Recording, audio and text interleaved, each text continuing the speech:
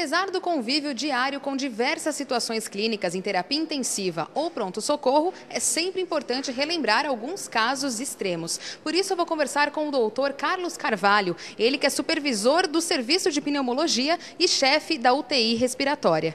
Doutor, quais são esses casos extremos?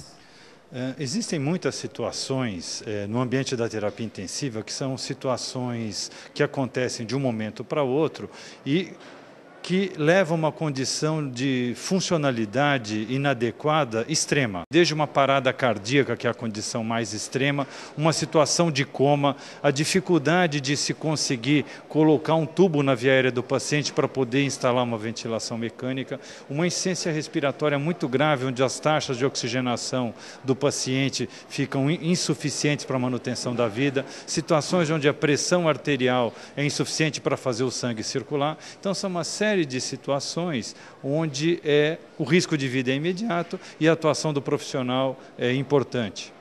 E quais os procedimentos imediatos para esses casos? Então, dependendo da situação, em cada situação exige que o profissional esteja preparado para assumir aquela condição, fazer um diagnóstico adequado e tomar as condutas que sejam mais apropriadas para aquela condição.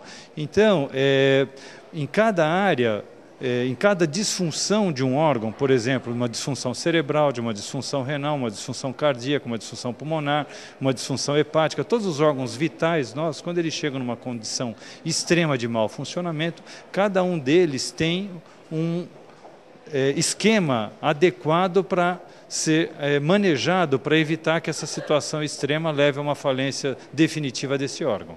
Doutor, se uma pessoa tem um princípio de infarto, por exemplo, quais são os primeiros socorros que um leigo deve saber para amenizar a situação, e chegar em tempo no hospital? Veja, as condições cardiocirculatórias, elas podem sofrer várias situações, são situações extremas de alto risco de vida. Por exemplo, uma alteração do ritmo cardíaco, uma arritmia cardíaca é uma delas, e uma outra situação é essa que você está colocando, que é as situações de infarto do miocárdio. O importante é fazer um diagnóstico preciso e rápido. Então, o indivíduo que começa a ter uma perda do estado de consciência, seguida de uma forte dor no peito, então é importante que ele seja imediatamente levado para um pronto-socorro.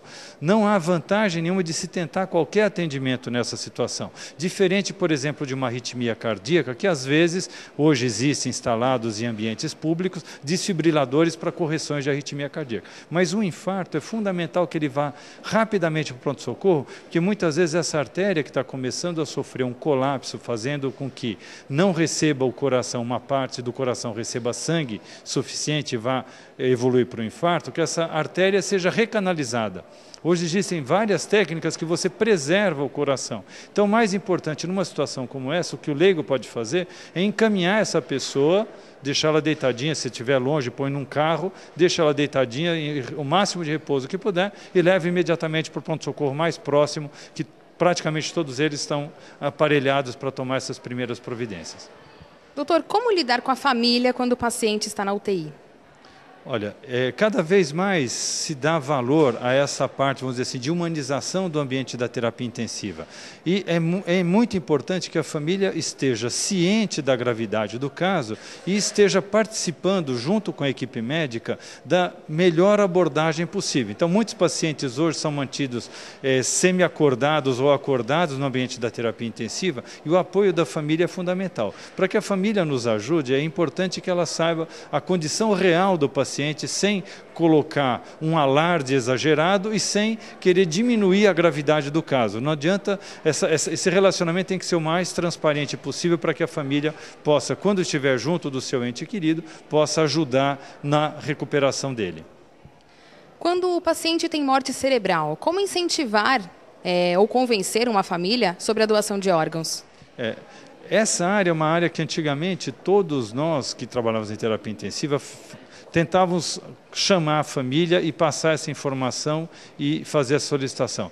Hoje quase que se criou uma subespecialidade, existe um grupo que cuida desses indivíduos que entram numa morte cerebral e tem uma técnica toda adequada de abordar a família, explicar a situação, explicar o que vai ser feito, e eles conseguem, de uma maneira muito clara, explicar para a família o que vai ser feito com os órgãos ou com o corpo daquele indivíduo que vai fazer a doação, tirando uma série de mitos e de medos que a família tinha em relação a esse processo de doação. Então, hoje, normalmente, quando existe aqui no nosso hospital um caso que preenche esse critério de um eventual doador, é chamada a equipe que cuida dessa doação de órgãos, e essa equipe avalia o caso, faz o diagnóstico, e ela convoca a família e faz essa abordagem da maneira mais adequada para que a família se sinta protegida e saiba que foi feito o melhor pelo seu parente.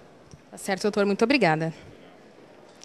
O doutor Carlos Carvalho é autor do livro Situações Extremas em Terapia Intensiva. O que é necessário saber quando o risco é máximo.